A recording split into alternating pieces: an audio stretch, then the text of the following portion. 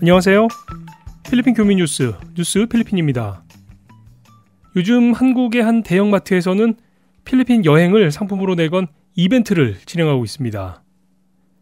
마트에 진열된 필리핀산 바나나 매대 앞에서 사진을 찍어서 SNS에 올리면 추첨을 통해서 필리핀 여행을 보내준다는 내용입니다.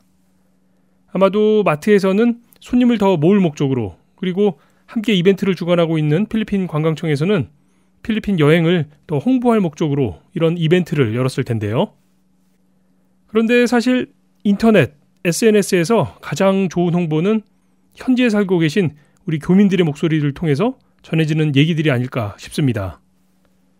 필리핀에서 생활하는 것이 얼마나 즐거운지, 가볼 만한 곳, 먹을 것들이 얼마나 많은지를 가장 잘 전할 수 있는 사람들은 결국 현지의 우리 교민들일 테니까 말이죠. 그런 우리 교민들의 목소리를 모아서 오늘의 뉴스 필리핀 시작하겠습니다.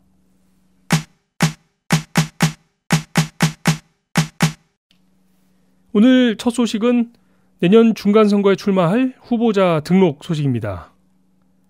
내년 5월로 예정되어 있는 필리핀 중간선거에 출마할 후보자 등록이 어제부터 시작이 되었습니다. 마닐라 인트라무로스에 위치한 필리핀 선관위 코멜렉 메인 오피스 앞에는 어제 하루 동안 선거에 입후보 등록하기 위한 예비 출마자들이 많이 방문을 했는데요. 계속 이 소식이 뉴스에 나왔었죠. 선거가 아직도 7개월 이상 남아있는 상태이긴 합니다만 벌써부터 선거 열기가 점차 높아지고 있는 분위기입니다. 어제 뉴스에서는 후보 등록을 마친 예비 출마자들에 대한 내용이 주요 기사들로 다뤄졌는데요. 눈에 띄는 출마자들을 몇 명 함께 살펴보도록 하겠습니다.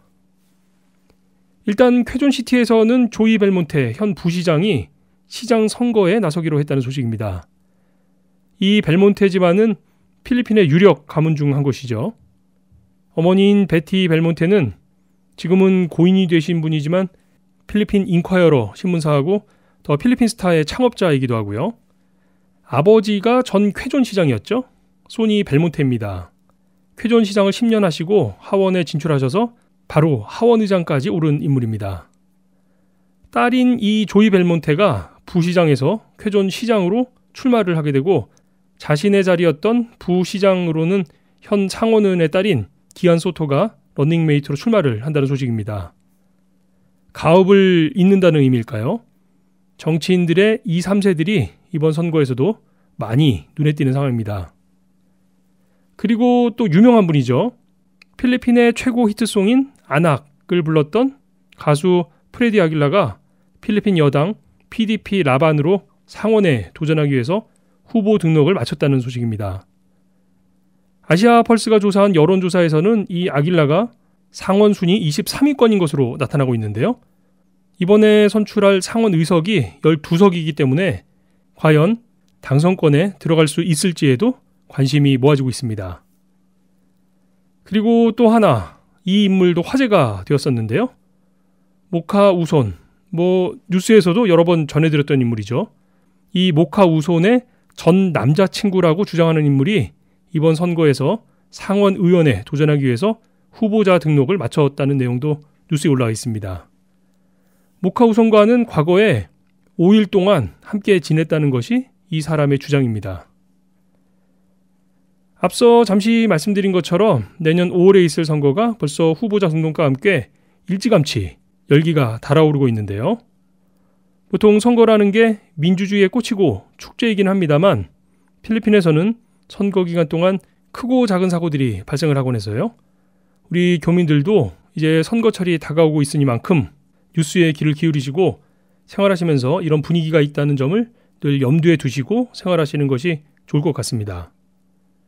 참고로 내년 중간선거는 2019년 5월 13일 월요일로 예정되어 있습니다.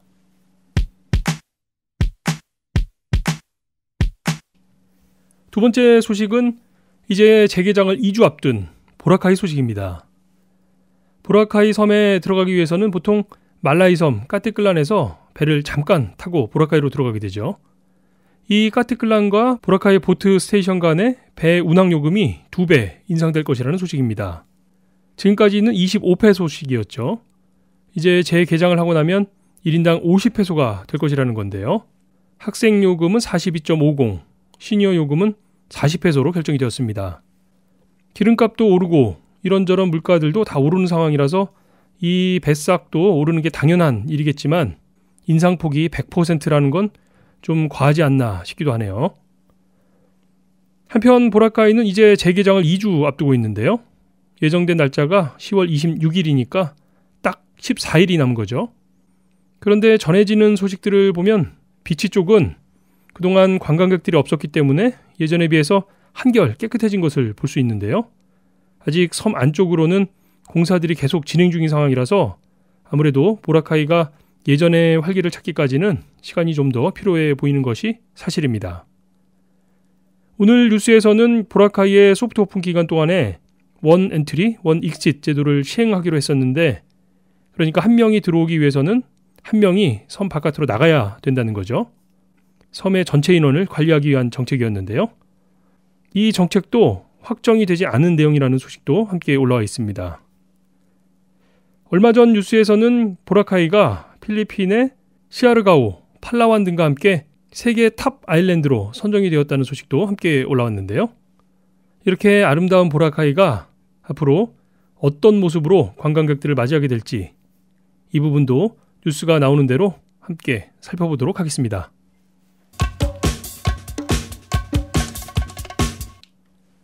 마지막 뉴스는 경제 뉴스 하나 짧게 보겠습니다.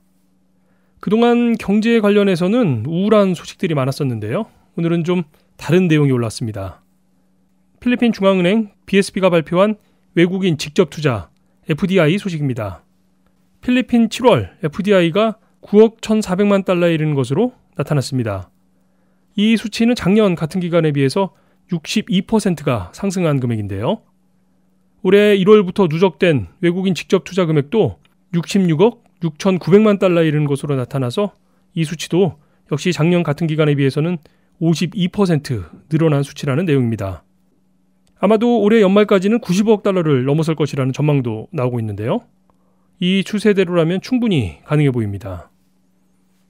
최근 필리핀은 높은 인플레이션과 경제 성장 둔화 조짐에 대해서 우려하는 목소리들이 있었죠.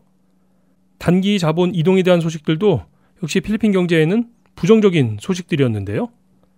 이번 조사로 나타난 외국인 직접 투자액이 지난해에 비해서 이렇게 큰 폭으로 늘어났다는 점을 본다면 외국인들은 필리핀 경제의 장기적인 전망을 낙관적으로 보고 있다고 판단해야 할 것 같습니다. 필리핀에 직접 투자를 하고 있는 주요 국가들은 싱가폴, 홍콩, 일본, 그리고 미국과 중국 등인데요. 이들 나라들은 필리핀에 제조, 금융, 보험 등의 산업에 주로 투자를 하고 있는 것으로 조사가 되었습니다. 우리나라의 경우는 작년 2017년 경우에는 외국인 직접 투자가 229억 불, 약 230억 달러 정도가 되는데요. 이걸 기준으로 해서 보자면 한국과 필리핀의 경제 규모의 차이가 있음에도 불구하고 필리핀의 올해 FDI 목표가 90억 불이라고 하면 사실 상당한 규모라고 할 수 있겠죠. 필리핀 경제를 기대해 보도록 하겠습니다.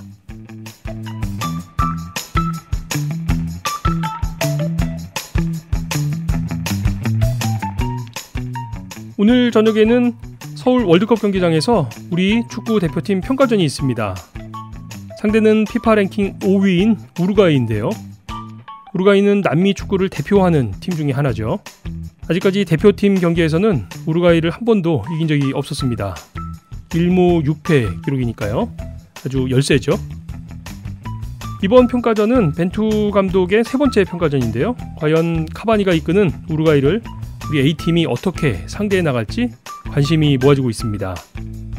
일단 우리 홈에서 하는 경기이니만큼 멋진 경기 기대해 보도록 하겠습니다. 운동장은 평평하고 공은 둥그니까요. 10만 교민, 150만 방문자들이 함께 듣는 필리핀 교민 뉴스 필리핀의 이번 주 소식은 여기까지입니다.